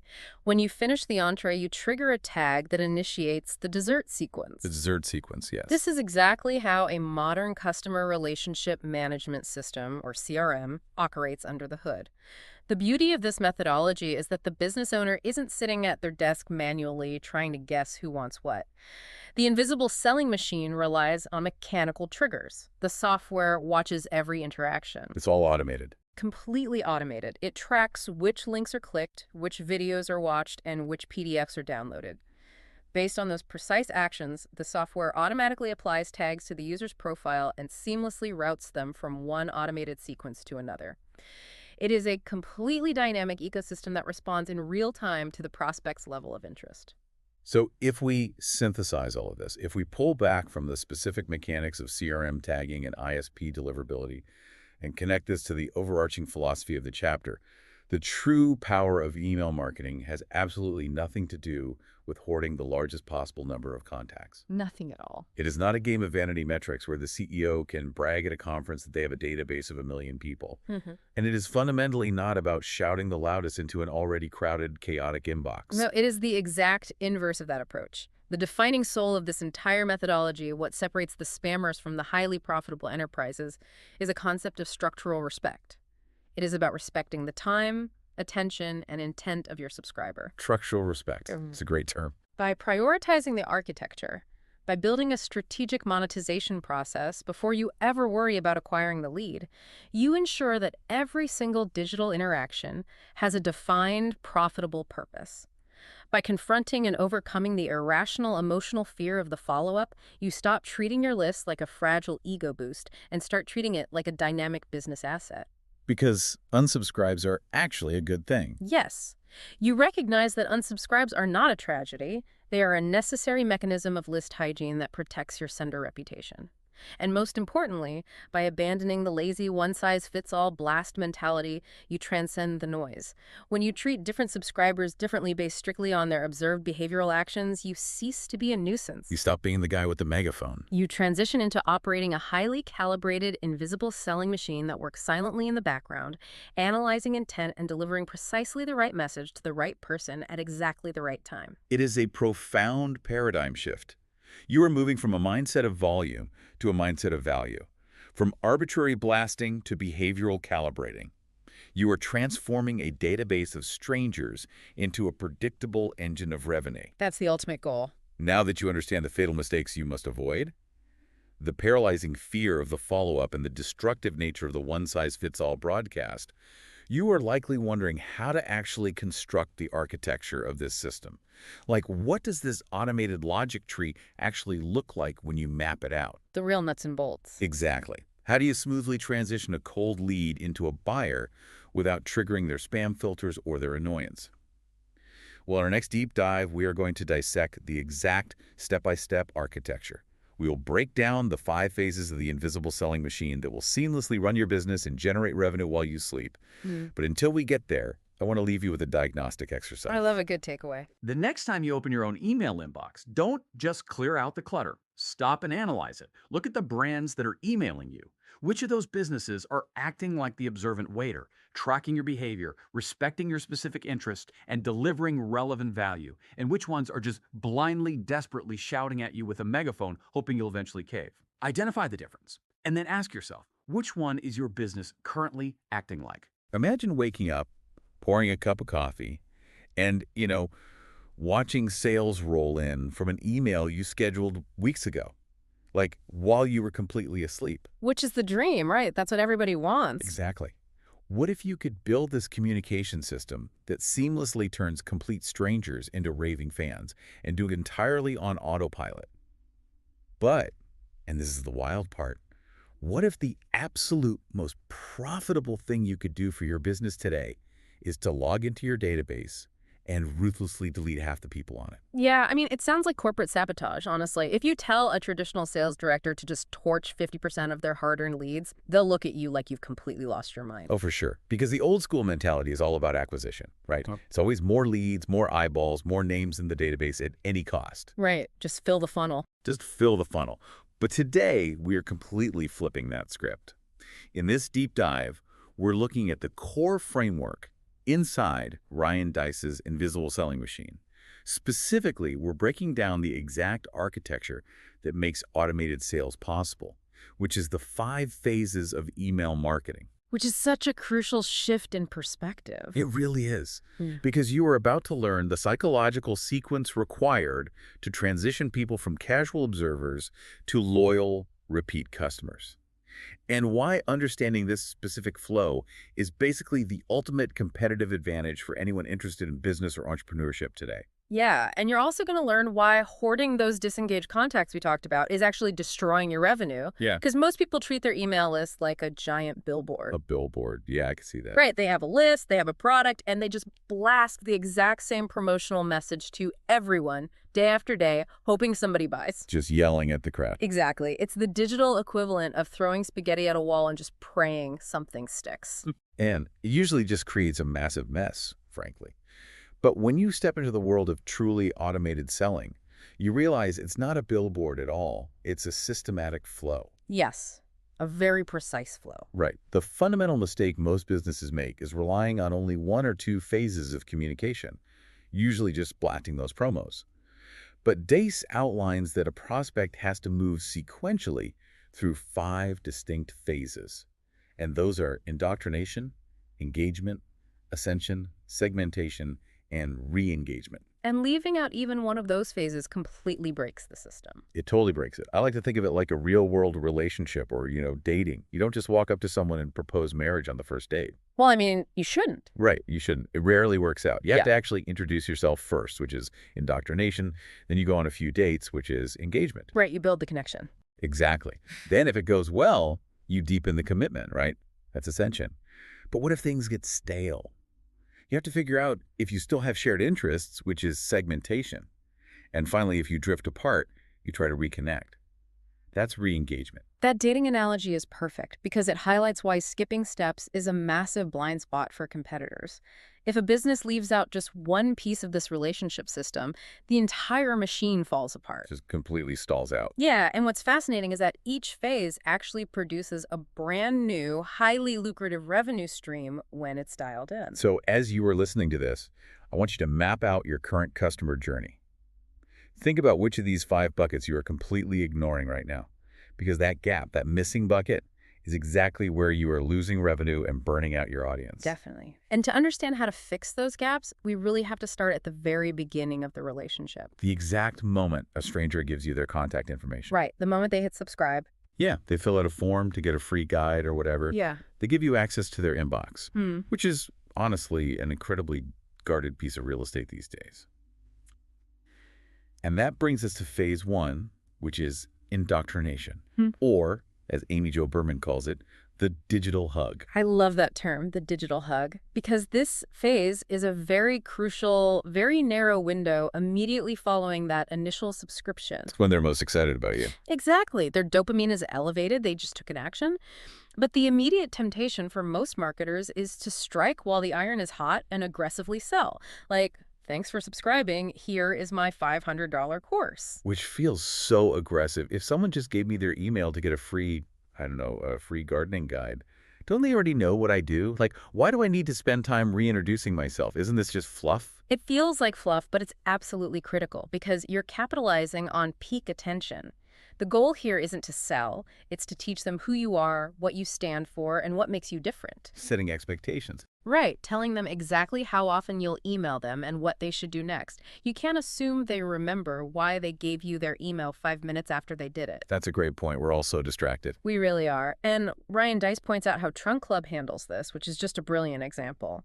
Their business model can be a little confusing for new users. Oh yeah, Trunk Club. You don't just like add a shirt to a cart. You get assigned a personal stylist, you do a whole consultation, they curate a box, ship it to you, and you only keep what you want. Right, there's a huge cognitive load there for a first-time buyer. So when someone opts in, maybe through a contest or something, Trunk Club doesn't just send a generic buy now email. What do? They send a welcome email that includes what looks like a video showing a custom box being packed by a stylist. It visually guides the user through the experience. Wait, you said it looks like a video? Yeah, this is a super clever technical trick. Standard email clients, like Gmail or Apple Mail, they are notoriously bad at rendering actual embedded video. It breaks, it triggers spam filters. So Trunk Club uses an image with a massive play button graphic slapped right in the center. Oh wow. Because your brain just automatically wants to click a play button. Exactly. It's irresistible, and when they click it, it redirects them to a landing page where the real video autoplays. Oh, that is so smart. Yeah. Because they are educating the prospect visually before ever asking for a credit card. Yeah. Even massive brands do this, like Apple iCloud is a great example from the source material. Oh, yeah. Apple. You'd think a ubiquitous brand like Apple wouldn't need to explain itself. But their welcome email is so simple. It literally just lists the exact benefits. It says, access your music, movies, apps, and books wirelessly without syncing. They don't rely on brand ego. They just spell it out. But beyond just branding, you mentioned earlier, there's a mechanical reason for this phase. Something about bouncing and intimacy. Yes. This is where it gets really technical, but so important. Deiss talks about the Fizzle.co welcome sequence. Corbett Barr, the founder, sends this very personal-feeling email right after you sign up. Like it came from a friend. Exactly. And he asks a specific question. He says, why did you sign up? Hit reply and share what you hope to achieve. Okay, getting them to reply. Why is that so crucial? Because of algorithmic signaling with internet service providers, or ISPs, like Google and Yahoo, when you get a new subscriber to reply or to click a video like Trunk Club, you are training them to interact with your brand. Oh, I see. It shows you're a real person they actually want to talk to. Right. This early engagement signals to the ISPs that you are a good guy. It basically ensures that your future emails hit the primary inbox and not the promotions or spam folders. So it's not just a digital hug. It's practically a technical requirement to get your future sales emails delivered. So the practical takeaway for you listening is this. You need to create a dedicated welcome campaign.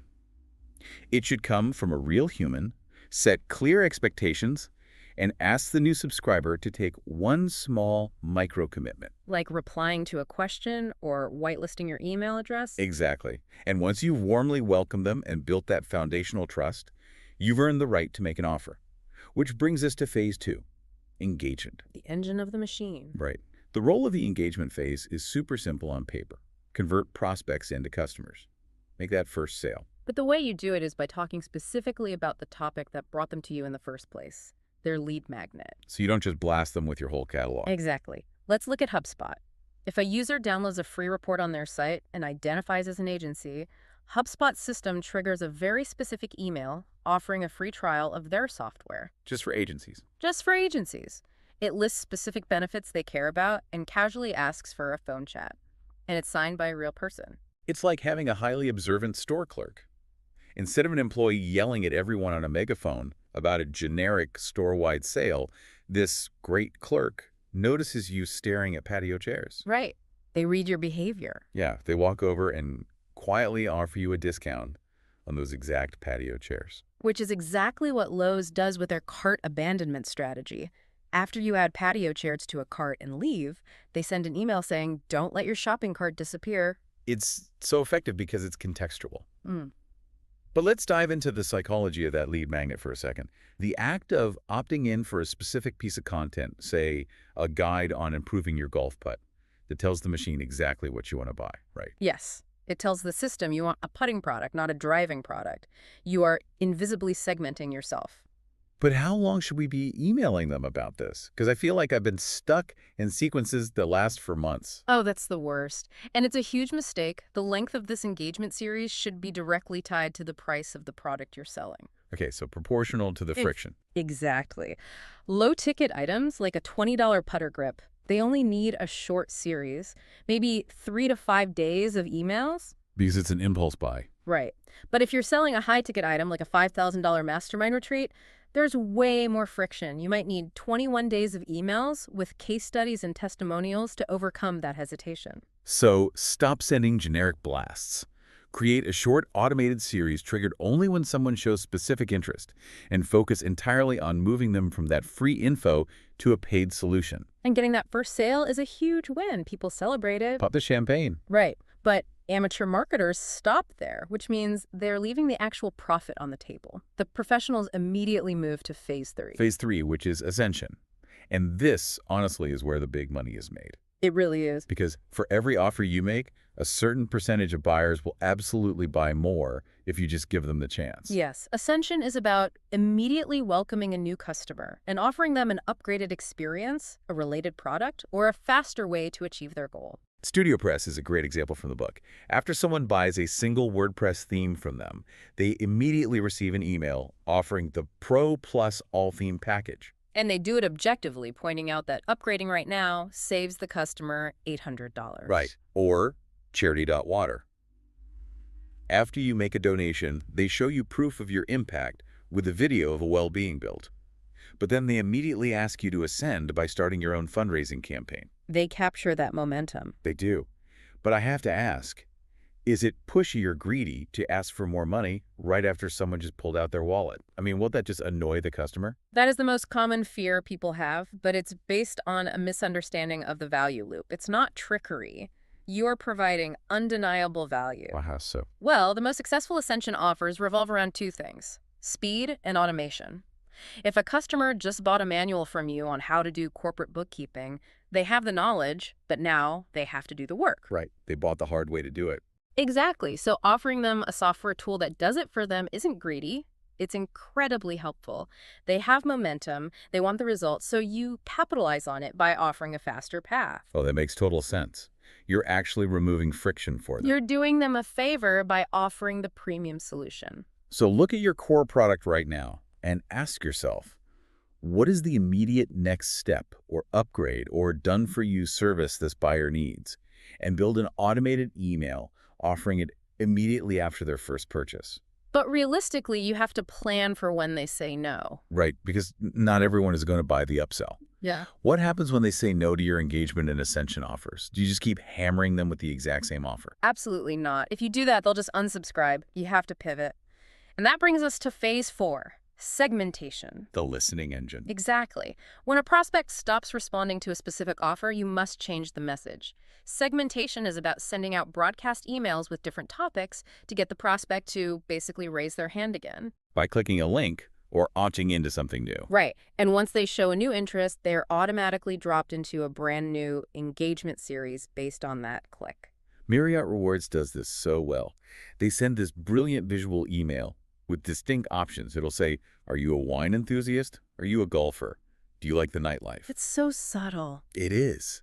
Because clicking one specific box sets off a chain reaction. It invisibly segments the user to receive targeted offers just about golf or just about wine. Joe Polish from Piranha Marketing uses this too. He sends out a preview package for an event. By simply clicking the link to watch a bonus video, the user invisibly segments themselves. And that triggers a specialized follow-up sequence. Mm-hmm. It's basically a digital choose-your-own-adventure book. You aren't forcing the reader down a path they hate. You are letting them turn the page to the storyline they actually care about. Which is such a respectful way to market. Even if someone is already on your list, you shouldn't assume you have permission to talk to them about anything and everything. He calls this the date night concept, right? Yes, the date night. Just because you're married doesn't mean you stop dating your spouse. Segmenting with valuable content, like a free blog post or a fun survey, it reconsummates the relationship. It's a value-first strategy. Exactly. And it keeps unsubscribe rates incredibly low because you only ever sell to people who have actively indicated they are currently interested in that specific topic. So you send a goodwill campaign, an email that just offers pure free value. Track who clicks on what, and use that data to tailor your next sales offer to their stated interests. But even with all of this, inevitably, some people will just stop opening your emails altogether. They just ghost you. They go completely dark. They do. And to protect your machine, you must enter phase 5, which is re-engagement. Waking the dead and protecting the machine. Setting up a re-engagement and win-back series is the lowest of low-hanging fruit. If a subscriber hasn't opened or clicked an email in, say, 60 days, you send a dedicated sequence to wake them up. And if they don't wake up, You must remove them from your active list. which is terrifying for a lot of people. But before we get into the fear of deleting leads, let's look at how big companies handle this. LinkedIn is a great example. If you go dark, they send an email saying, this could be your last LinkedIn Today email. We've unsubscribed you. Want to keep getting this? They force the issue. Healthcare.gov did this too. They had to re-engage people who experienced system delays, urging them to come back and finish enrolling. Or Pinkberry. They track defecting customers via loyalty cards.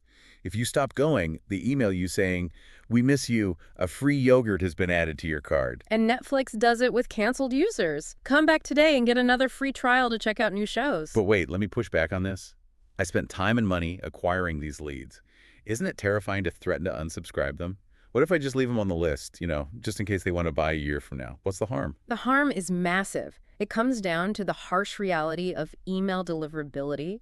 The powers that be, ISPs like Gmail, Yahoo, Microsoft, they constantly grade your engagement score. Like a credit score for your email domain. Exactly. If you have a massive list of disengaged people who never open your emails, you look like a spammer to the algorithms. Even if you aren't sending actual spam. Right. Those dead subscribers act as an anchor. They drag down your deliverability until your emails start going straight to the spam folder for your actual engaged buyers. Oh, wow. So if I keep the dead weight, my best customers won't even see my emails. Precisely. Re-engagement isn't just about winning people back. List hygiene is a vital defensive maneuver to protect your entire business. So you have to run a query right now for any subscriber who hasn't opened an email in 60 days. Send them a "We miss you" message with a great free offer.